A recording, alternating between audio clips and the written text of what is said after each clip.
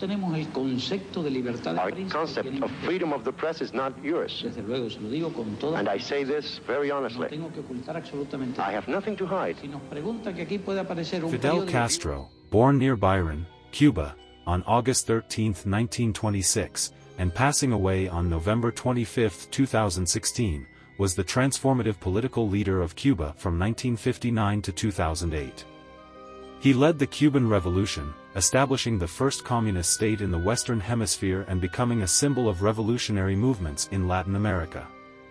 Initially serving as premier until 1976, Castro then assumed the roles of President of the Council of State and the Council of Ministers.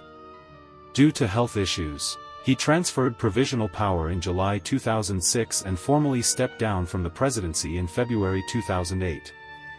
Fidel Castro was the son of a wealthy Spanish sugarcane farmer, Ángel Castro, and his domestic servant, Lina Ruz González.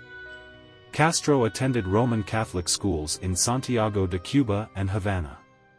In 1943–44, Fidel Castro was recognized as Havana's outstanding schoolboy sportsman, showcasing his talents in track and field, particularly the high jump and middle distance running, baseball, basketball, and table tennis. Upon entering the University of Havana's School of Law in 1945, he encountered organized violent gangs driven by a mix of romantic ideals, political ambitions, and personal agendas. During this time, he became increasingly involved in political activism, joining student groups opposed to the corrupt government of President Ramón Grau.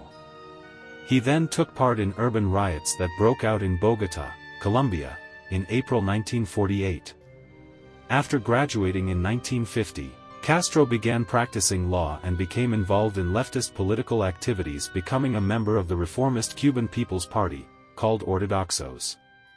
He was selected as their candidate for a seat in the House of Representatives from a district in Havana for the June 1952 elections. However, in March of that year, former Cuban President General Fulgencio Batista staged a coup, overthrowing the government of President Carlos Prio Socarrás and subsequently canceling the elections. When legal methods proved ineffective against Batista's new dictatorship, Castro started to assemble a rebel force for the mission in 1953. On July 26 of that year, he commanded approximately 160 men in a daring assault on the Moncada military barracks in Santiago de Cuba, known as the Moncada Barracks Attack, aiming to incite a popular revolt. The attack proved disastrous, resulting in the deaths of most of Castro's men and his subsequent arrest and sentence to 15 years in prison.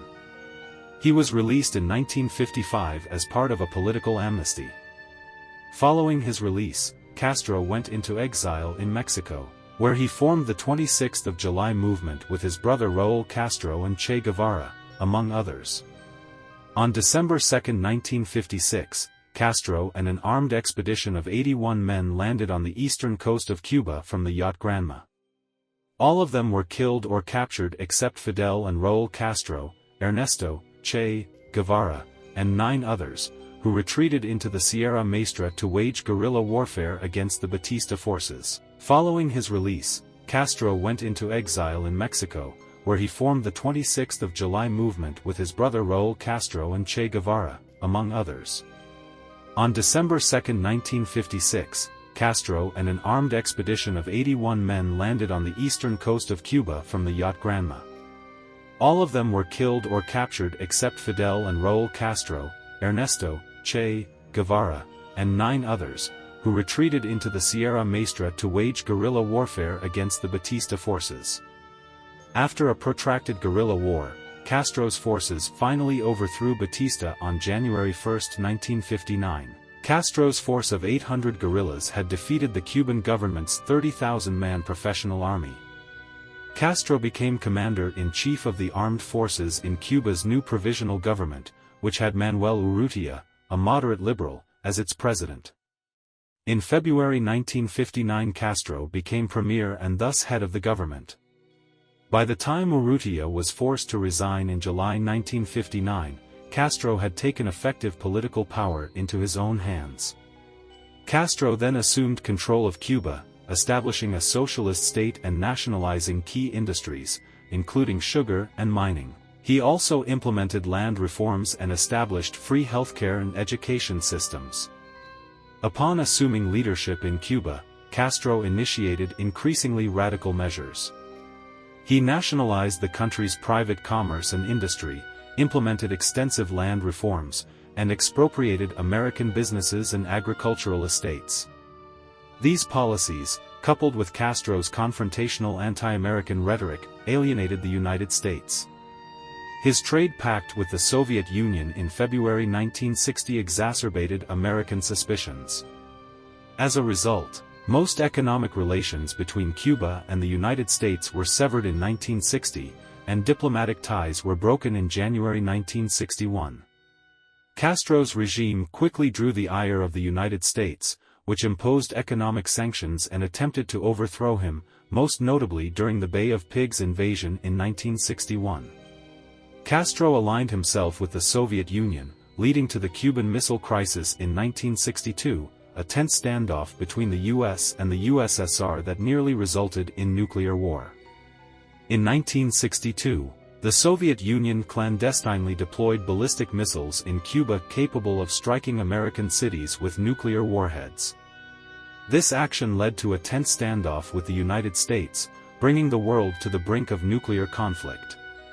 The Cuban Missile Crisis concluded and the Soviet Union agreed to remove its nuclear weapons from Cuba in exchange for the United States' commitment to withdraw its own nuclear-armed missiles from Turkey and cease efforts to topple Castro's government.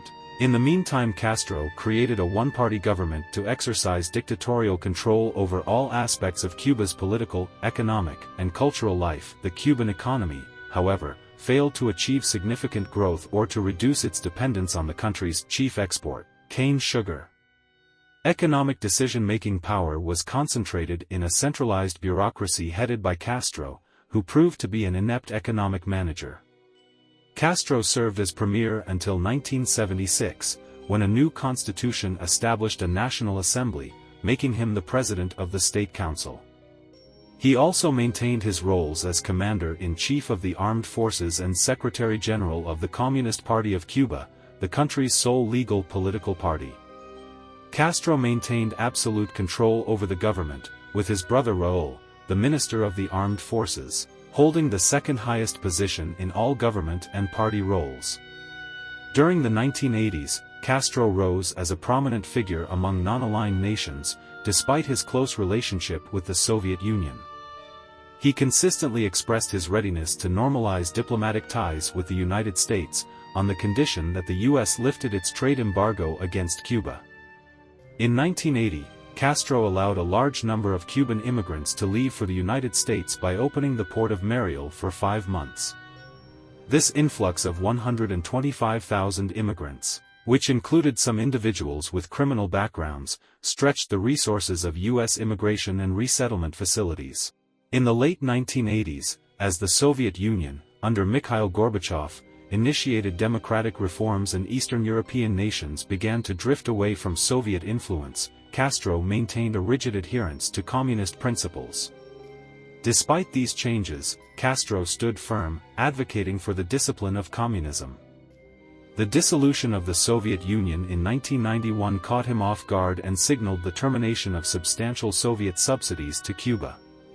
To address the ensuing economic downturn and shortages of consumer goods, Castro implemented limited economic liberalization and permitted some free market activities, all while maintaining stringent control over the country's political landscape.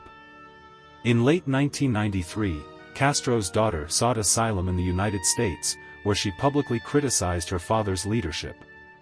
The subsequent year, Cuba experienced economic and social turmoil, leading to significant anti-government protests, the largest in about 35 years. In response, Castro eased restrictions on emigration, resulting in thousands leaving for the United States in the largest exodus since the 1980 Mariel boat lift. In 1998, Castro permitted Pope John Paul II to visit Cuba, marking the first papal visit to the country. In 2003, the National Assembly confirmed Castro as president for another 5-year term. On July 31, 2006, Fidel Castro passed power on a provisional basis to his brother Raúl in order to recover from surgery for a serious intestinal illness. It was the first time since the 1959 revolution that he ceded control.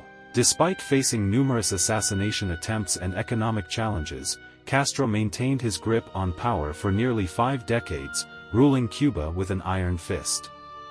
He stepped down as president in 2008 due to health issues, handing power to his brother Raúl Castro. Fidel Castro died on November 25, 2016, at the age of 90, leaving behind a complex legacy. To some, he was a revolutionary hero who stood up to American imperialism and championed social justice. To others, he was a ruthless dictator who suppressed dissent and violated human rights. Regardless, Castro's impact on Cuba and the world remains profound and controversial.